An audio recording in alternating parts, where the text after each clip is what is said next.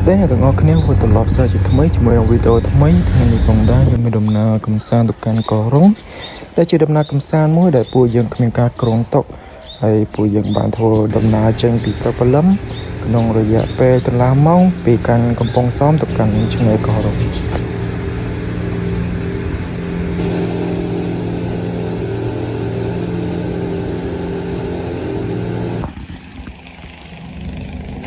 ទិសដៅផែដែលយើងសំចុះគឺជាផែមួយដែលមានឈ្មោះថាឡុងសិតរួចហើយពួកយើងក៏បានទៅកាន់ផែនោះដើម្បីធ្វើការសំចុះ Holy shit Look at you the fuck ស្អាតខ្លាំងឡុងសិត Oh my god មួយឆ្នេរហើយមើលទឹកទិដ្ឋភាពនៅកាន់ឆ្នេរឡុងសិតគឺស្អាតមែនទែនមានរុក្ខជាតិពណ៌បៃតងក៏ដូចជាមានបងគាត់អ្នកលក់ច្រើនមែនទែនហើយគណៈពេលនេះផងដែរម៉ាក់របស់ខ្ញុំដែលគាត់ស្ថិតនៅឡុងសិតផ្ទាល់ក៏បានជូនពួកយើងទៅកាន់ទីតាំងស្នាក់នៅក៏ដូចជាជូនទៅមើលកន្លែងផ្សេងៗផងដែរ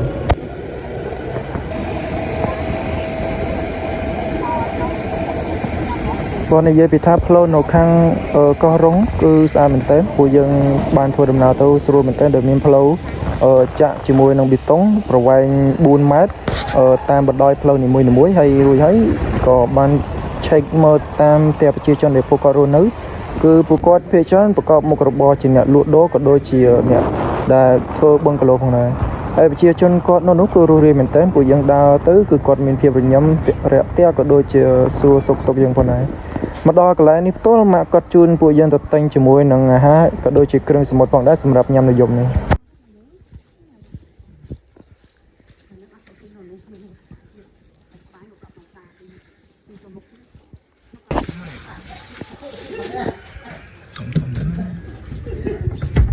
ធំទេមកស្អាតគេមិនបាញ់បើយកទៅសាលើហើយតើពីបានញ៉ាំអាហារពេលថ្ងៃហើយម៉ាក់គាត់ជូនពួកយើងទៅកាន់កន្លែងតំបន់ផ្សេងៗដែលជាជនគាត់រស់នៅហើយក៏ដូចជាបាននាំពួកយើងទៅកាន់មើលដីធ្លីដែលពួកគាត់រស់នៅផងដែរ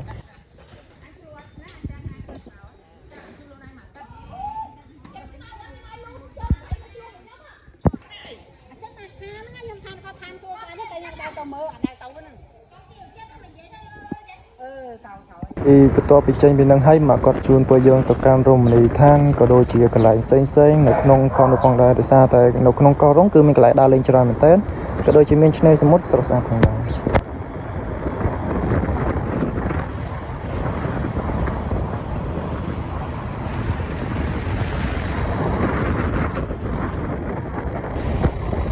បើសិនជានិយាយជាមួយនឹងទេសភាពក៏ដូចជាសីតុណ្ហភាពនៅនោះវិញគឺល្អមែនទែនហើយប៉ុន្តែវាឃើញតែមានលក្ខណៈថាអាកាសធាតុរៀងក្តៅបន្តិចដោយសារតែ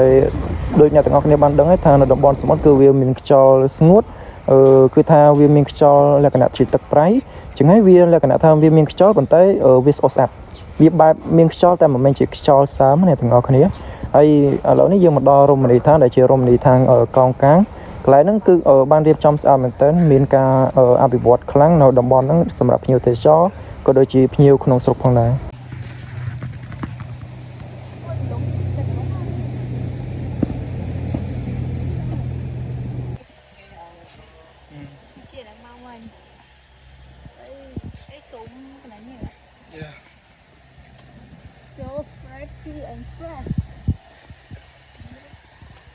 អត់ដែលឡើយប៉ណ្ណឹងមេមរីដឹងពេញ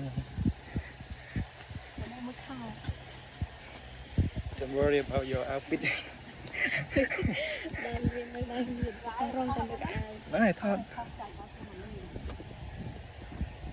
ចុះស្ដែងមកដល់ចំណុចនេះផងដែរពួកយើងបានធ្វើការដើរក៏ដូចជាគយគន់ទស្សនវិជ្ជាព្រៃប្រាសាទនៅជុំវិញក៏ដូចជាទស្សនវិជ្ជាព្រៃកោងកាងហើយនៅតាមដងផ្លូវគឺគេមានបញ្ជាជាមួយនឹងសត្វជាសត្វបក្សី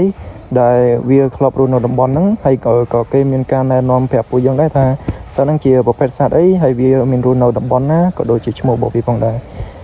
សត្វបក្សីគឺស្អាតមែនទែននៅក្នុងតំបន់ហ្នឹងដោយសារវាជាតំបន់ធម្មជាតិចឹងហើយវាមានសត្វកម្រជាច្រើនដែលពួកយើងមិនដែលឃើញជាទូទៅនៅតំបន់ដែលយើងរស់នៅ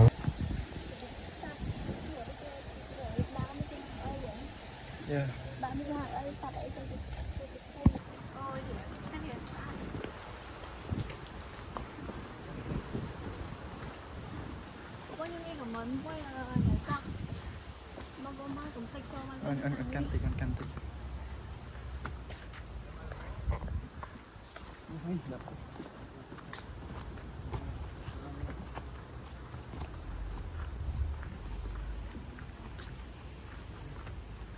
wow vì sát sát khăng à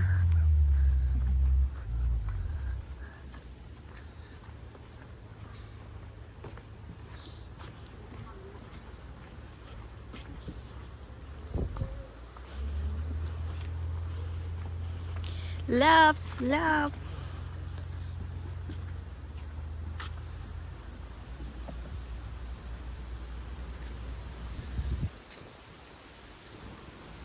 ôi thì chạy sầu lên nè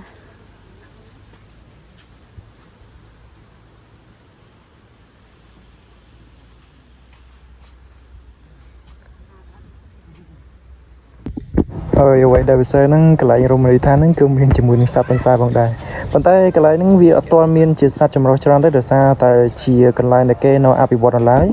ấy ní chỉ cho flow chốt bằng đấy nhưng ban tranh thì cái lại rồng rì than nâng ấy dừng tranh là từ một kia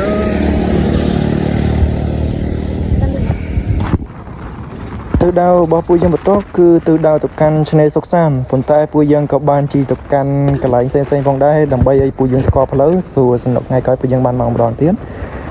còn tay trong phép chơi này on hay tha pleu để pui dân thua đầm nào tôi thì mùi mới cứ miên ca cho bị tông xá đây trong việc mình từ ba tới cái ca thua đầm nào vì nghe xu mình tên sầm đạp nè để bom con một lấy có đôi chip nhiều tê cho vòng đai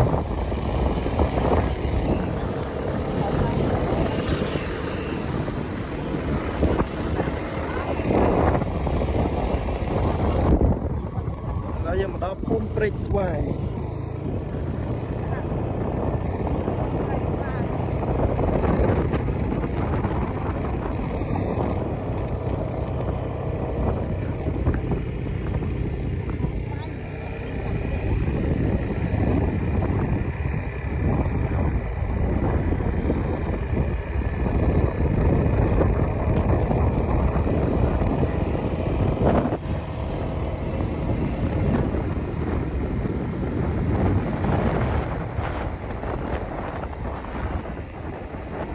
hơi phun break sway đi phòng đây miền đôi chia sla yên miền vót miền mình tì pet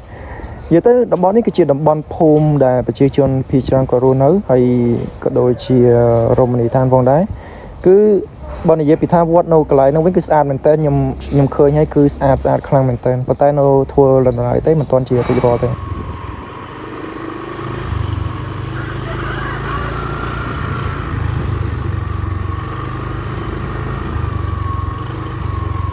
mình chỉ cả đạp đây có rất xa này mình sẽ đạp đâu nữa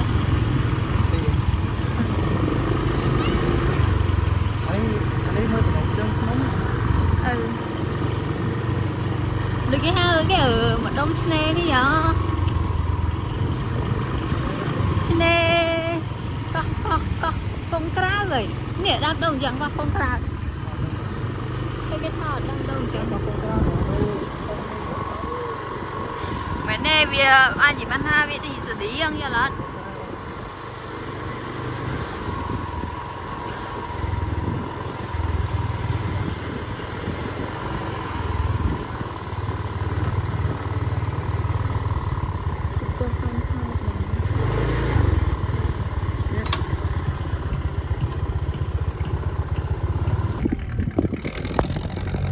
có sẵn xa nữa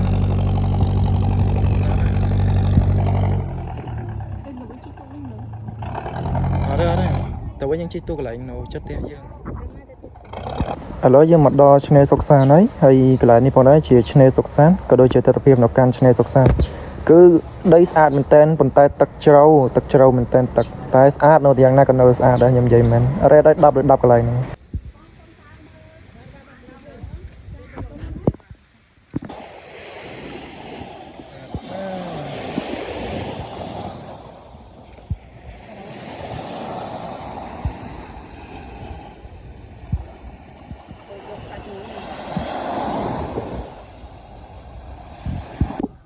ngày đi ví được không cờ đồng này tập dân ký giùm mình hay giờ bây giờ cá lỗ នេះវាជាគេថាសឹងដូចជាបឹងគីឡូជំនឿប្រាំងគាត់នៅឯតែអីទេដោយសារខែនេះជាខែវស្សាអត់សូវមានភ្ញៀវជាងពួកយើងអាចមកគេងលេងបានហើយដូចមកគាត់មានតំណែងអំណងមួយខាងភ្នាក់ងារគាត់នៅនេះចឹងយើងគេង free អត់ឡើយទេនេះជាបរិយាកាសនៅក្នុងកន្លែងយើងគេងវាដូចជាផ្ទះសាមញ្ញទេវាសូវស្អាតណាស់ទេតែអូខេជាងទូយកបានហើយកន្លែងក៏ស្អាតអត់មានបញ្ហាធំទូលាយ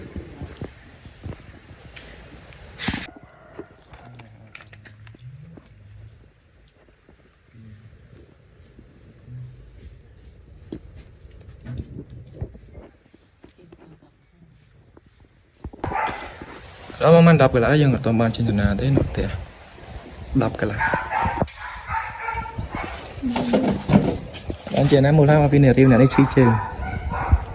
đa là đánh mấy chơi nghiệm mà các bông đẹp chút cái đầu smooth mình cho mà tí đấy tại vì bật cái đầu smooth nâng này vì cái đầu sẽ được sao viên nó smooth đó này vì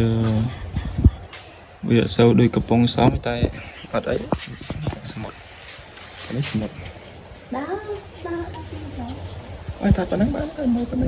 mới sản cũng làm bên này lại lúc này nó này anh ấy bị lơ từ bộ té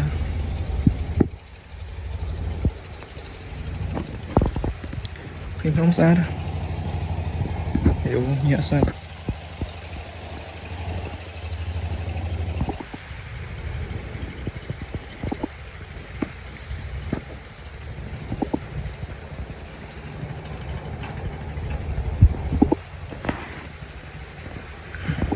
ngày tiếp theo bây giờ nằm lòng mỏng bay nhưng có bàn trên mò cho nên lòng sắt lòng bay mít tắc để xa cho nên là nắng với sát hay đi xa có sát không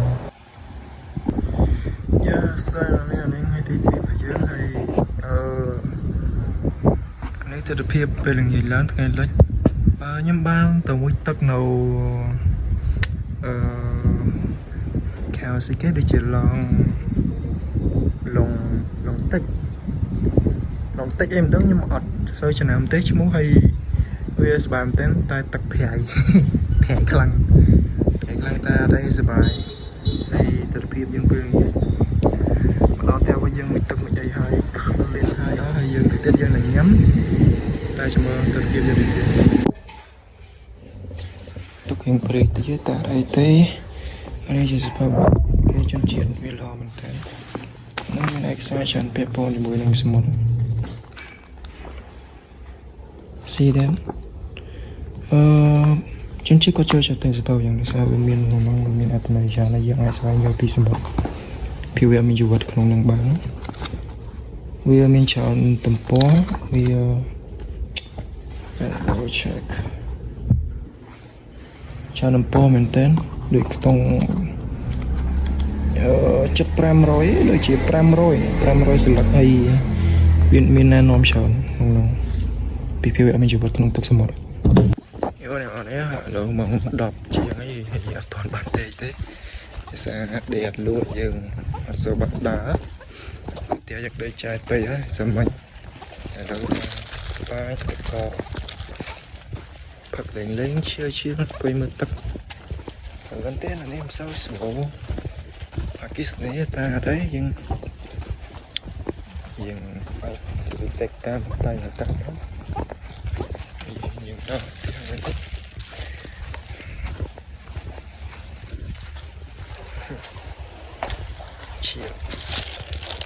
ai nị phong đấy chỉ bật ngay từ bay bờ dương ấy, bờ dương hiệp tranh màu phim để xa ở trăm du tết nhập bị kê máu ở phòng ban lục một đột mình vẫn cứ bờ dương thổi hiệp trong làng lượt tu đấy, để ra tại cộng đồng bờ dương từ là màu quấy nó cứ bờ dương trong chi chỉ mùi đằng tục khác, vì sự và cam vì tháo, vì tại mà nẹp pi mơn tới vì có rong từ là màu bông sao với, nam mới bờ dương trong ban bao bị sao chỉ mùi đằng chi tục khác bao này. Tại bộ sầm rập nhóm món nhóm đi còn mình đang ngon này chưa cho mùi bó để sao tại khai đại của nhóm màu đây nó cứ chiều khai và sáng vì ai đang chịu cho mùi nồng xó có đôi chiều mùi nồng liên khang vào này chẳng đồng bây giờ việc ngon đấy nhóm đi còn mình đang nghe chịu cho mùi nồng bó tới vì trong này về tại cái làm màu thế vì nam mới việc khó đầm lại kia tại tông bay mơ này thì nhỏ này ហើយនេះគឺជាឆ្នេរដែលពួកយើងបានចូលចតមកផ្លែតដើម្បីជាការដាក់អីវ៉ាន់ចូលមកកាន់ទុកនៅកាន់ទុកអូខេផងដែរវាមិនជាអីទេហើយសម្រាប់ពួកយើងវិញគឺមានបទពិសោធន៍ច្រើនមែនទែនហើយក៏ដូចជា experience ពីដំណើរកម្សាន្តមួយនេះពួកយើង recommend អ្នកទាំងអស់គ្នាទៅដើម្បីទទួលបាននៃបរិយាកាសក៏ដូចជាភាពស្រស់ស្រាយពីតំបន់មួយទៅតំបន់មួយណាមួយដើម្បីឲ្យជីវិតពួកយើងបានជួបនៅអ្វីថ្មីៗផងដែរ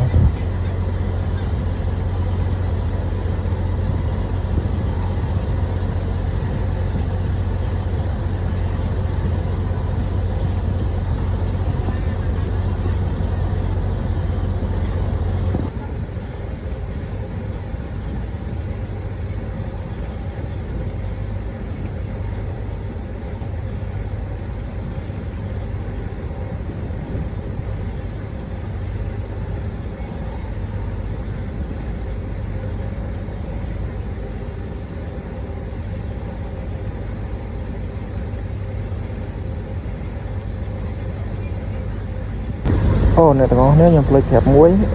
សម្រាប់ពេលវេលាជិះអូប័រគឺប្រើរយៈពេលកន្លះម៉ោងបើសិនជាយើងជិះទូកខែជាធម្មតាលីសូបងប្អូនអីគាត់និយាយថាប្រើរយៈពេល2ម៉ោងប៉ុន្តែចាស់ស្ដែងគឺពួកខ្ញុំជិះប្រើរយៈពេលតែ1ម៉ោងជាងទេដោយសារតែមិនស្ងប់ណាមួយកន្លែងវាអត់សូវញ៉ៃញ៉ៃផងដែរដោយសារតែរដងទូកខែក៏ត្រូវការចាំម៉ួយក៏ត្រូវការដឹកអ្នកដំណើរមកច្រើនអញ្ចឹងប៉ុន្តែដោយសារតែជើងពួកយើងមកនេះគឺជាជើងពេលព្រឹកអញ្ចឹងហើយអត់សូវមានអ្នកដំណើរមកហ្មងទេអញ្ចឹងហើយក៏ដំណើរពួកយើងគឺមកលឿនមែនទែនត្រឹមរយៈពេលតែ1ម៉ោងជាងទេគឺពួកយើងមកដល់កំពង់សោមតែម្ដងហើយសម្រាប់ដែលផែពួកយើងត្រូវចូលចតវិញគឺជាផែដែលមានឈ្មោះថាផែ52ដែលស្ថិតនៅខាងនៅតុឡូ